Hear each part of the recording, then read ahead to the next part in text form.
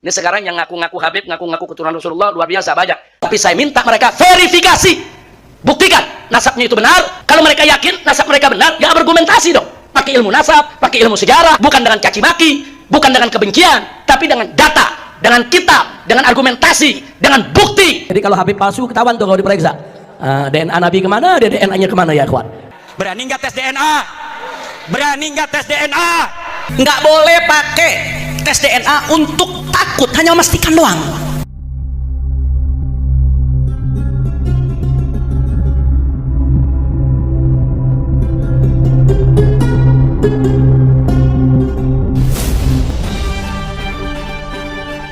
Meskipun nasabnya sudah dianggap rungkat, namun di Indonesia masih ada sebagian kecil umat Islam yang tetap mengeluh-elukan mereka. Gelar Habib juga masih ada yang mengagungkan, bahkan seolah tak tersentuh kritik. Nasib klan Ba'alawi agaknya sama sekali berbeda di 3 negara jiran ini, yaitu Singapura, Brunei Darussalam, dan Malaysia. Situasinya sama sekali terbalik. Di seluruh negeri, mimbar mereka sunyi, jamaah menjauh, bahkan gelar juriah Nabi yang mereka banggakan kini dipertanyakan. Salah satu pemicu terciptanya kondisi neraka bagi klan Ba'alawi di ketiga negeri jiran tersebut adalah imbas dari gegeran nasab di Indonesia. Berikut narasi lengkapnya.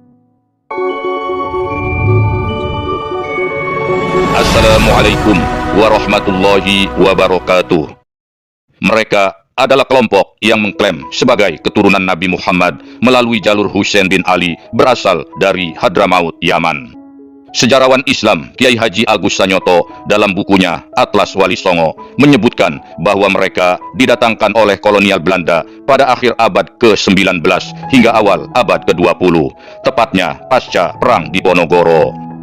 Gelombang migrasi besar-besaran dari Hadramaut membawa mereka ke pelabuhan-pelabuhan penting di Batavia, Pontianak, Surabaya, Malaka, hingga Singapura. Mereka diberi keleluasaan untuk berdagang, berdakwah, bahkan menikahi wanita-wanita putri bangsawan lokal. Di Indonesia, mereka berhasil membangun jaringan keagamaan dan sosial yang kuat, termasuk lembaga pencatatan nasab seperti Rabitoh Alawiyah. Dengan klaim sebagai juriah Nabi, gelar Habib mempunyai kekuatan simbolik tersendiri. Banyak masyarakat awam menganggap mereka lebih suci dan lebih memiliki hubungan darah dengan Nabi, dan oleh karena itu lebih layak untuk didengarkan. Fatwa-fatwa mereka bak sabda seorang raja. Doktrin cinta pada Ahlul Bait benar-benar menjadi senjata ampuh bagi klan Ba'alawi. Umat Islam di Indonesia, terutama dari kalangan Nahdiyin, menjadi para pemuja Habib. Hal ini dimanfaatkan benar oleh para klan Ba'alawi. Maka akhirnya tercetuslah istilah dawir. Di sektor politik, munculnya figur Rizik Syihab adalah buah dari kultus Habib. Tanpa adanya doktrin cinta Ahlul Bait, niscaya FPI tidak akan besar dan Rizik Syihab tidak menjadi tokoh antagonis yang sangat terkenal.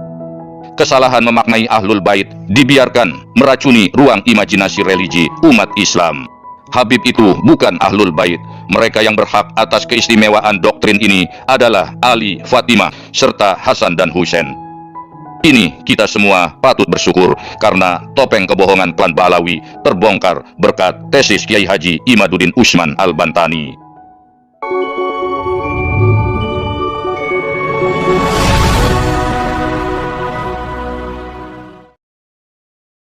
Indonesia disebut sebagai negeri sorganya para habaib. Di negeri ini, kalangan Habib sudah terbiasa berbuat dengan semena-mena. Mulai dari dawir, minta istri Muhyiddin, hingga mengklaim Indonesia sebagai bintu Tarim. Indonesia anak gadisnya Tarim, bahkan menyebut Indonesia milik Aulia Tarim. Tetapi sorga itu kini berubah bagai neraka. Bahkan di negeri jiran Malaysia, Singapura, dan Brunei Darussalam, neraka itu kian memanas seiring kian viralnya polemik nasab di Indonesia. Di Singapura misalnya, pemerintah negeri ini menerapkan kebijakan sekulerisme yang sangat ketat. Setiap tokoh agama, termasuk yang mengklaim juriah Nabi, harus tunduk pada sistem lisensi dakwah. Mereka tidak bisa sembarangan bicara di masjid, apalagi memonopoli kebenaran atas nama nasab. Menurut kabar yang beredar, terpicu oleh polemik nasab Ba'alawi di Indonesia, Singapura kini meletakkan standar ilmiah dalam mengkaji klaim nasab. Disebutkan, tes DNA menjadi salah satu syarat informal bagi siapa saja yang ingin menggunakan gelar jurian Nabi secara publik, terutama gelar Habib.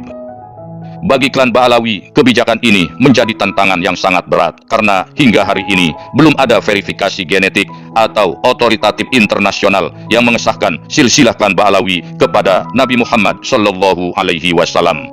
Mereka hanya mengandalkan jalur naratif dan imajinatif, manuskrip internal, dan pengakuan di antara sesama anggota klan.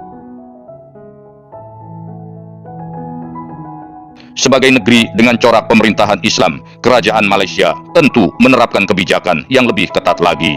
Di Malaysia, Jabatan Kemajuan Islam Malaysia, disingkat JAKIM, memegang kendali penuh atas siapa yang boleh berdakwah, terlebih lagi bagi warga pendatang. Para tokoh yang datang membawa nama besar Habib dari Indonesia tak otomatis diterima. Bahkan banyak dari mereka dicekal atau ditolak masuk dengan alasan tak memenuhi kriteria ilmu dan sanad. Ulama Malaysia lebih menekankan pada kredensial akademik, bukan silsilah darah. Maka tak heran banyak tokoh Ba'alawi yang biasa mendominasi mimbar di Indonesia mendadak tidak laku di Malaysia.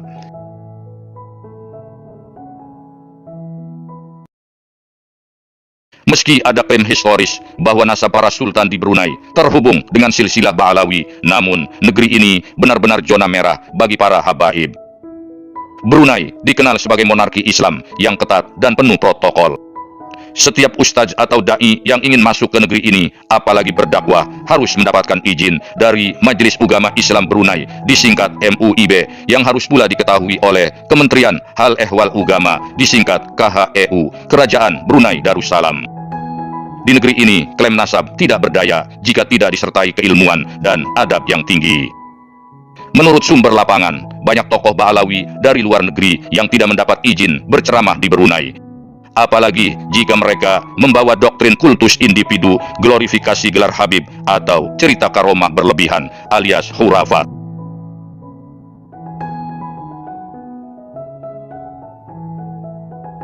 Gelar Habib seolah tak bernilai lagi di ketiga negeri jiran tersebut. Apakah ini bentuk diskriminasi atau justru bentuk pembersihan intelektual dari kultus keagamaan yang berlebihan? Di ketiga negeri ini, masyarakat muslim tumbuh dengan pendekatan tafaqquh fiddin, belajar agama dengan sanad, bukan berdasarkan garis keturunan. Hal ini berbeda dengan muslim Indonesia, khususnya dari kalangan NU. Dalam budaya pesantren, menghormati ahlul bait adalah bentuk adab, sehingga gelar Habib diterima sebagai simbol penghormatan, meski lewat verifikasi ilmiah, nasab mereka terbukti terputus dengan Nabi Shallallahu Alaihi Wasallam.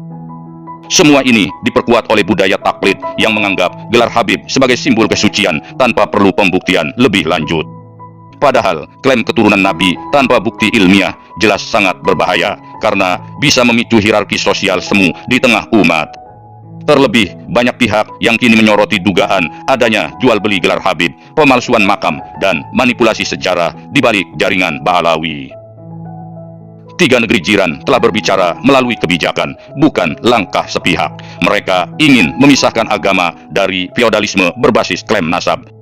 Ini bukan sebuah gerakan anti keturunan Nabi, tapi anti pada pemanfaatan nasab untuk ambisi duniawi. Pertanyaannya sekarang adalah, kapan Indonesia akan menyusul? Ataukah kita akan terus memelihara gelar suci tanpa verifikasi dan pertanggungjawaban? Tulis pendapat kalian di kolom komentar. Jangan lupa like dan subscribe, serta bagikan video ini. Sampai jumpa di video lainnya. Wassalamualaikum warahmatullahi wabarakatuh.